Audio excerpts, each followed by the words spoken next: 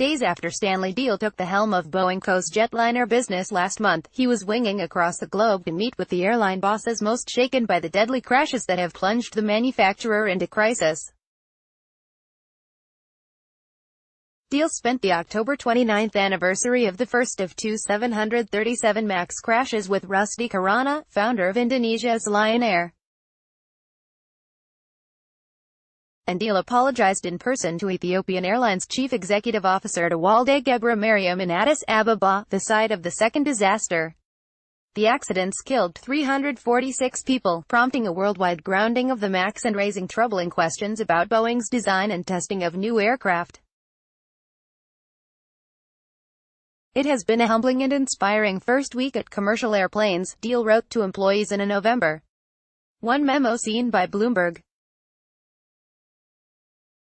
The past few days have also been filled with emotion and a heavy heart. Trying to make amends isn't just good customer relations for Deal, a genial aerospace engineer who worked his way up the ranks at Boeing and the rival it acquired in 1997, McDonnell Douglas Corp. His outreach will play a key role in shaping how Boeing emerges from a long nightmare that has shaken confidence in its most important product and disrupted operations for dozens of airlines. Customer skills are going to be critical as Boeing works with the airlines to bring the aircraft back into service, said aerospace consultant Kevin Michaels. Deal is the rare senior aerospace leader with emotional intelligence, he added. Dubai Test Deal, previously known to suppliers for his efforts to handle some of their business in-house at Boeing, will see his people skills put to the test.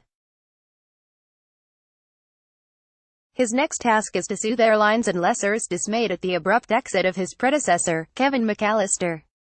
He was well regarded for his years leading sales and services at General Electric Co.'s aviation division before joining Boeing in 2017.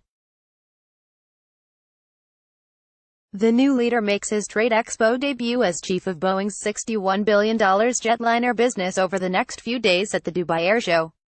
Deal, who declined to comment for this story, will field questions from reporters Saturday.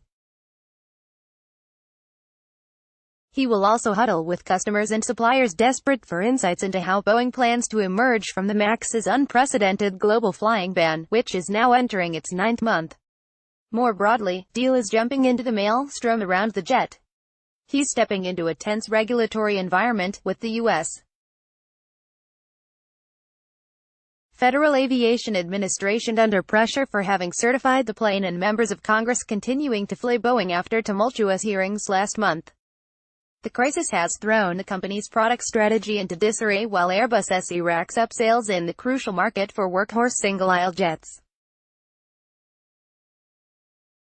And if Boeing's plight worsens, a plausible scenario, Deal could end up shouldering the blame like McAllister, who was ousted October 22 after a tense boardroom session. The good news is he's very much the right person for the job, said Richard Abalafaya, a consultant at Teal Group. The problem is that if things go wrong, it could still potentially have a bad outcome, especially if folks at the top are determined to insulate themselves with another purge. Deal was a contender for the top post at the Jetliner division in 2016 when Boeing CEO Dennis Muilenburg turned to McAllister, the first outsider to run the company's biggest business. The fit was awkward at times for the GE veteran, who had never run an operation the size of Boeing commercial airplanes. It's just a hard place to come into as an outsider, said consultant Michaels, author of Aerodynamic, Inside the High-Stakes Global Jetliner Ecosystem. McAllister had never sought the spotlight, and he shunned it, after the crashes breaking with precedent.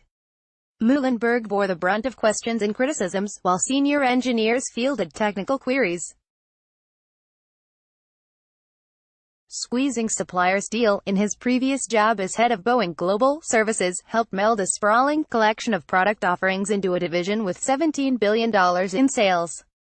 That meant wresting high-margin sales from suppliers, which roiled long-standing relationships and helped prompt a mega-merger between United Technologies Corp. And Raytheon Co.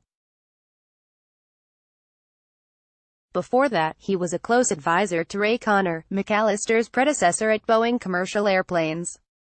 Deal's roles overseeing suppliers and then customer services didn't give him a prominent role as the 737 MAX was developed. Now he's trying to repair customer relationships shaken by the MAX, as Boeing faces billions of dollars in reimbursement claims from airlines and lessors. With MAX-related costs at $9 billion and rising at Boeing, the plane maker can't be overly generous. But employing bare-knuckle negotiating tactics risks driving more customers to Airbus. The chorus of complaints about Boeing is growing louder. Ed Sims, CEO of Canada's WestJet Airlines Limited, recently criticized Boeing's overly optimistic estimates of when the revamped MAX would be cleared to fly and its slowness in acknowledging its own lapses. "Be great, I would grade it no higher than AB," Sims said of Boeing's outreach, speaking to BNN and Bloomberg. "I expect a plus service from every supplier to WestJet, just as we expect our customers to evaluate us in the same way." Southwest Airlines Co. CEO Gary Kelly, typically loath to badmouth partners, has questioned the way Boeing treated McAllister. The pilots' union for Southwest is suing Boeing for lost pay. The carrier, the largest MAX customer and operator of an all-737 fleet, has said it will explore adding Airbus models, a move also endorsed by pilots. "Boeing will never, and should not ever, be given the benefit of the doubt again," John Weeks, head of Southwest's Aviators Union, wrote in a November 13 letter to members. Road ahead. Khurana, Lion Air's founder, was enraged after Boeing issued a lengthy statement last year highlighting the budget carrier's miscues flagged in a preliminary report on the 2018 crash. Lion, the third-largest MAX customer, publicly threatened to scrap hundreds of orders. Khurana privately hurled expletives at Muhlenberg, Bloomberg News reported earlier this year.